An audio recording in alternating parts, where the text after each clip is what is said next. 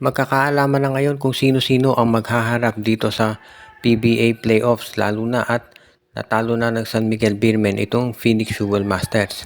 Dahil dito sa pagkapanalo ng SMB, lumalaki ang posibilidad na baka Rain or Shine Elasto Painters ang makaharap ng Beermen sa playoffs. Posible pa rin na maiba to dahil kung sakasakali natalunin ng Meralco Bolts itong Magnolia Hotshots, posible na ang San Miguel at Meralco ang magharap. Pero most likely, kung i-consider natin lahat ng mga playoff possibilities, malamang Rain or Shine ang makaharap nitong SMB. Sa ngayon, number 2 ang Rain or Shine sa standings or pwede rin bumabay ng number 3 or 4, pero regardless, magkakaroon sila ng twice to beat advantage kontra San Miguel. So ibig sabihin nito, kinakailangan silang talunin ng San Miguel ng 2 beses para makaabante sa semi, samantalang ang Rain or Shine isang panalo lamang ang kinakailangan. Kaya ito ngayon yung magiging challenge para dito sa Beermen. Kung sakasakali, magiging magandang laban to para dito sa San Miguel. At syempre para na rin kay Coach Yeng. Inamin naman ni Coach Yeng Yao na kahit sino makaharap nila dito sa playoffs ay magiging matindi yung labanan dahil hindi naman syempre biro yung ganitong klaseng sitwasyon, lalo na at mabibigat yung mga naglalabang mga teams. Kaya nga kung sakasakali, sa tingin ko maganda talaga yung kalalabasan nito. If ever matuloy nga yung ganitong klaseng laban, sa tingin ko magkakaroon ng mas okay na resulta para sa San Miguel kung magiging balance yung scoring nila. Itong mga nagiging panalo ng San Miguel, ever since dumating si Benny Boatwright, naging balance naman yung scoring. Yes, nangunguna si Boatwright dyan, pero meron silang contributions mula kay Fajardo, Trollano, kay Jericho Cruz, CJ Perez, at sa iba-iba pa nilang mga players. At yan yung kinakailangan ng San Miguel na ipagpatuloy kung talagang gusto nila na malayo ang marating dito sa Philippine Cup of Commissioners Cup. Samantala naman, itong Barangay Ginebra malamang na Manila Clasico o kaya TNT ang maging kaharap sa quarterfinals. Mamaya maglalaban ang Ginebra at ang TNT tropa. Kung ano man ang maging resulta niyan at sa unang game, yung Meralco versus Magnolia ang magdedetermina sa posisyon ng mga nabanggit na teams dito sa PBA. Sa ngayon, ang nakikita natin na po pwedeng mangyari dito, kung mananalo itong Barangay Ginebra, syempre meron silang big psychological advantage dyan. Dahil, syempre kung sakali na makaharap nila ang TNT sa playoffs, mas gusto mo na yung tinalo mo sila sa eliminations para at least may idea ka kung paano mo makokontrol o malilimit man lang itong si Bol Bol. Yun ang tinitignan dito ni Coach Tim Cone. Syempre, inaabangan din ng marami yung posibilidad na baka maging Magnolia makalaban nila. Pero sa Barangay Ginebra, actually, ang pinakamagandang senaryo dito, ang makalaban nila ay Phoenix Jewel Masters dahil may mga injury ngayon ng Phoenix. Posibleng mangyari yung Ginebra versus Phoenix kung tatalunin ng Ginebra, itong TNT at ang Magnolia naman ay tatalunin ng Meralco. Pag ganyan ang matchup, very favorable yun sa Ginebra dahil ang makakaharap nila ay Phoenix Jewel Masters na marami ngayon na pinagdadaanan ng mga injury. Pero kung sakasakaling manalo ang TNT at ang manalo Meralco, bay medyo mabigat yung magiging kaharap ng Ginebra. So tignan natin kung ano magiging resulta ng mga matchups ngayon. Para dito sa lineup ng Magnolia Hotshots at ng Meralco Bolts, pipilitin din nila siyempre na manalo doon sa first game dahil mas aangat sila sa placing.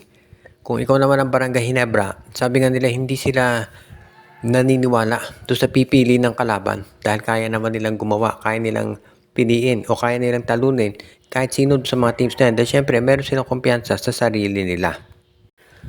Samantala naman, itong Magnolia Hotshots ay tinitignan pa rin at nag-aabang kung sino yung pwede nilang makaharap dito sa darating na PBA quarterfinals. Pero merong mga umiikot na balita na baka posible raw na pumasok sa isang trade itong Magnolia at makuha si Jordan Heading. Siyempre alam na ninyo yung balita na ito raw Titan Ultra gustong makuha si Jordan Heading kapalit naman ni Joshua Monson. Ang inaalok kasi ng TNT ay si Nambatak at si Simon Enciso pero hindi raw interesado ang Titan at ang gusto nilang kapalit ni Monson si Jordan Heading. Ngayon kung sakasakali na mangyari ang trade na yan at mapunta nga si Heading sa Titan Ultra, pwede naman niyang matrade sa Magnolia kapalit ni Paul Lee at ng isang second round draft pick. Medyo yan yung isa doon sa mga trades na pinag-aaralan daw ng Magnolia na kung sakasakali baka matuloy dahil naghahanap na raw sila ng mga bagong guards na pwedeng maidagdag dito sa kanilang roster. At kung sakasakali, maganda siguro kung iyan yung kanilang nasa lineup. Pero kung hindi man matuloy yan, ready na itong Magnolia na humanap ng ibang point guard or si Paul Lee ang gagamitin. Magdedepende rin kasi yan dito sa magiging resulta ng mga natitira nilang laban. Kaya nga, hindi na ako magugulat kung itong Magnolia susubukang gumawa ng trade. Pero syempre malamang pagkatapos na yan ng quarterfinals, hindi gagawa ng major move ang Magnolia habang meron pang quarterfinals na ongoing. Dahil syempre mahihirapan yung kanilang lineup na mag-adjust kung biglang magkakaroon ng mga pagbabago doon sa kanilang roster.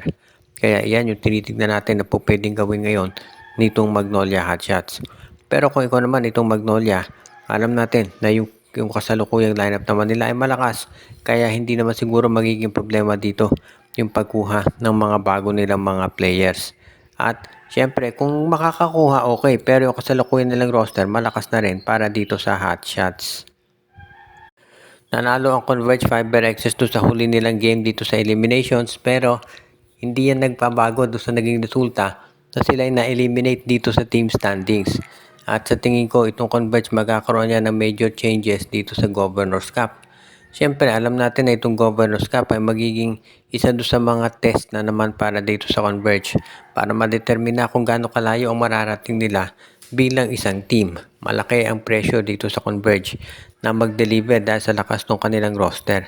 At syempre, kung ikaw naman yung Fiber Xers, gusto mo talaga na magkaroon ka ng mas magandang lineup para naman mabigyan ka ng mas magandang challenge pagdating dito sa iyong pagpapalakas ng lineup. Kaya nga, hindi na ako magtataka talaga kung gumawa ng paraan itong Converge para naman sila maging mas okay yung kanilang resulta. As it is, alam natin na itong Fiber Xers kay gagawa talaga ng mga major changes dito sa kanilang lineup, pero kinakailangan siguro hintayin nilang matapos itong PBA Commissioner's Cup dahil kapag hinintay nilang matapos to, magiging available na for trading yung mga teams na naglalaro ngayon dito sa PBA Playoffs. Pwede naman silang sumubok na makipag-usap muna katulad ng ginagawa ng TNT sa Titan Ultra, pero kung meron mang mga sila trade na binabalak, hindi yan kaagad-agad magagawa until pagkatapos nitong playoffs. So iyan yung pinag-aaralang mabuti ngayon nitong Magnolia Hotshots. At syempre kung ikaw naman yung Magnolia, gusto mo talaga na iyan ay magawa. Kaya nga nasisiguro natin na magiging isa to sa mga changes na kinakailangan na baguhin itong Magnolia. Kaya kung kinakailangan nilang gumawa ng hakbang, abay masyado namang maaga para ngayon. Kaya kung ikaw Converge, mas mabuti na maging patient ka at intayin mo na lamang yung mga changes na gagawin mo para maging mas maganda yung kalalabasan nito para dito sa kanilang roster. Binabati natin yung ating mga taga-subaybay na sila Joshua Giray, Espejo at Rosales family, si Anthony Alon, si Dexter Domer, Edwin Carmona Jr., Monde Guzman, si Katsakino Dukusin, si Joseph Pineda, Jonel Alagon, si Malyari Mascarinas, si Ireneo Salangsang. Binabati din natin si RG Bueno at lahat ng mga regular nating viewer.